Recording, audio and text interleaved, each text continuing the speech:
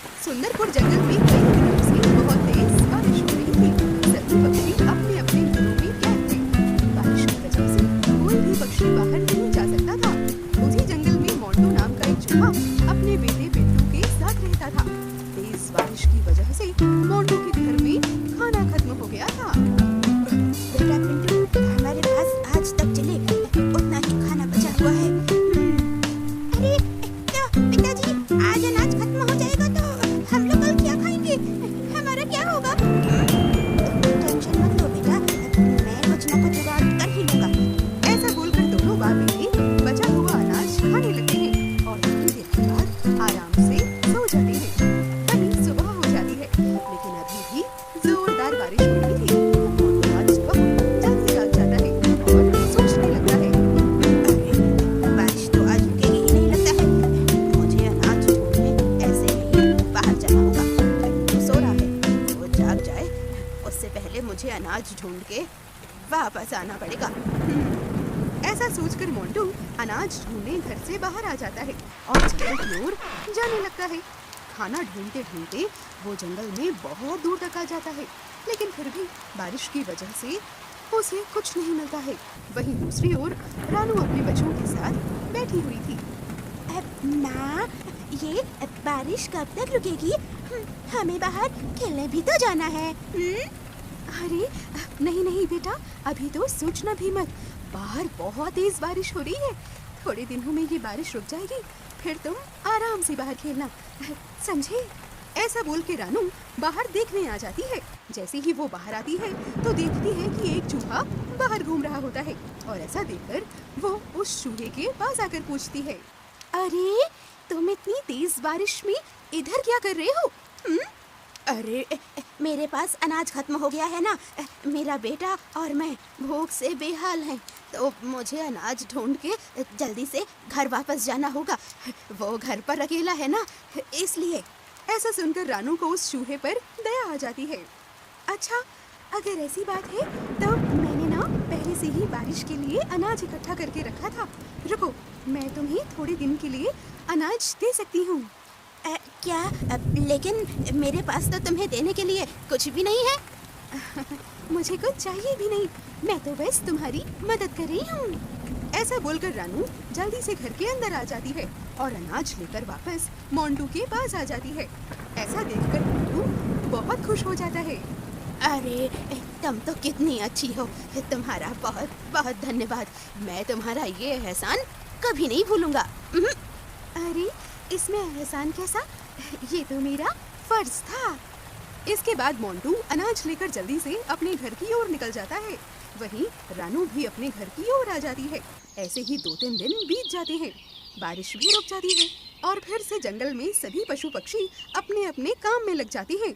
एक दिन की बात है, सभी पक्षी खाना ढूंढते ढूंढते जंगल में बहुत दूर तक आ गए थे। इतने में जब वो अनाज खा रहे थे कि कालू कौवे को कुछ दिखाई पड़ता है। अरे देखो देखो दोस्तों, अरे लग रहा है ये शिकारी पंछी इधर ही आ रहे हैं। भागो! हाँ कालू भैया, आप ठीक कह रहे हैं, ये तो इधर ही आ रहे हैं। हमें कुछ करना होगा। हाँ हाँ, सही कह रहे हो तुम लोग। अरे जल्दी जल्दी भागो! मीनू मौसी और सभी पक्षी ऐसा बोल ही रहे थे कि इतने में शिकारी पंछियों की उन पर नजर पड़ जाती है और वो और भी तेजी से हमला करने के लिए उनकी ओर आने लगते हैं। ये देखकर सभी पक्षी वहाँ से भागने लगते हैं। भागते भागते जंगल में वो बहुत दूर तक आ जाते हैं। दूसरी ओर मोंटू अपने घर के बाहर बड़े आराम से खाना खा रहा था कि इतने में उसकी नजर रानू पर पड़ती है। रानू बड़ी जल्दी में जंगल की ओर जा रही थी कि इतने में मोंटू जोर से चिल्लाने लगता है, अरे रानू, ओ रानू, अरे किधर जा रही हो तुम अपने दोस्तों के साथ? रानू आवाज सुन के आसपास देखने लगती है और तभी वो नीचे देखती है तो उसे मोंटू दिखाई पड़ता है। रानू और सभी पक्षी मोंटू के पास आते हैं। अरे क्या बताएं मोंटू भैया, हमारे पीछे शिकारी पंछी पड़ गए हैं। हम सभी लोग अपनी जान बचाकर यहाँ से भाग रहे हैं। तुम भी यहाँ से हटो और जल्दी अपने बिल में जाओ। अरे बस इतनी सी बात। सुनो, तुम लोग जल्दी से मेरे बिल में आ जाओ। मेरे पास तुम लोगों को बचाने के लिए एक युक्ति है। ऐसा बोलकर मोंटू सभी पक्षी को अपने घर में ले आता है। थोड़ी देर में ढूंढते ढूंढते वो दुष्ट शिकारी पंछी वहां पर आ जाते हैं। अरे यार, इतनी देर में ये सभी पंछी यहाँ से गायब कहाँ हो गए? अभी तो यहीं पे थे। हाँ यार, सही कह रहे हो तुम। यहाँ तो छुपने के लिए कोई जगह भी नहीं है। आखिर ये लोग गए तो गए कहाँ? ऐसा बोल के दोनों आसपास देखने लगते हैं। तभी चील की नजर एक घर पर पड़ती है। अरे वो देखो, वहाँ पर एक घर है। मुझे लगता है सभी लोग वहाँ छुपे होंगे। ठीक कह रहे हो तुम यार। चलो, तो देर किस बात की, अंदर जाके सबको बाहर खींच के लाते हैं। चलो। ऐसा बोलकर दोनों जबरदस्ती मोंटू के घर में घुस जाते हैं। जैसे ही अंदर जाते हैं तो देखते हैं कि मोंटू अंदर बैठा हुआ था। अबे चूहे, वो सभी पंछी कहाँ गए? जल्दी बता, वरना तेरी खैर नहीं। बोल। अरे मुझे क्या पता, यहाँ तो कोई नहीं आया। मैं तो यहाँ अकेला रहता हूँ। आप किन पंछियों की बात कर रहे हैं? अबे ज्यादा मत बोल, वरना तेरी शान पत्ती अभी निकाल दूंगा, समझा? ऐसा बोल के दोनों घर की तलाशी लेने लगते हैं। पूरा घर देख लेते हैं, लेकिन उन्हें कोई नहीं मिलता। अरे यार, ये तो ठीक कह रहा है, यहाँ तो कोई भी नहीं है। लगता है वो लोग यहाँ पर आए ही नहीं हैं। जरूर से वो लोग जंगल में ही छुपे होंगे।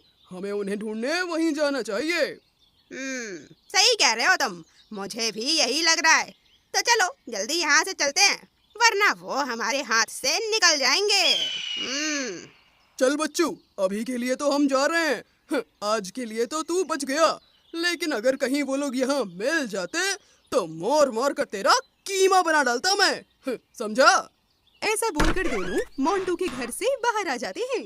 जैसे ही दोनों जंगल में दूर चले जाते हैं तो मोंटू तुरंत खुरशी हटा देता है। दरअसल मोंटू ने बड़ी चालाकी से सभी पंछियों और अपने बच्चे को अपने घर के बनाए हुए खुफिया कमरे में छिपा दिया था। सभी पंछी वहां पर जाकर बैठ जाते हैं। जैसे ही शिकारी पंछी बाहर आते हैं तो मोंटू सभी को बाहर बुला लेता है और बड़ी चालाकी से सभी को बचा लेता है। मोंटू भाई, तुम्हारा बहुत बहुत शुक्रिया। हम बता नहीं सकते आज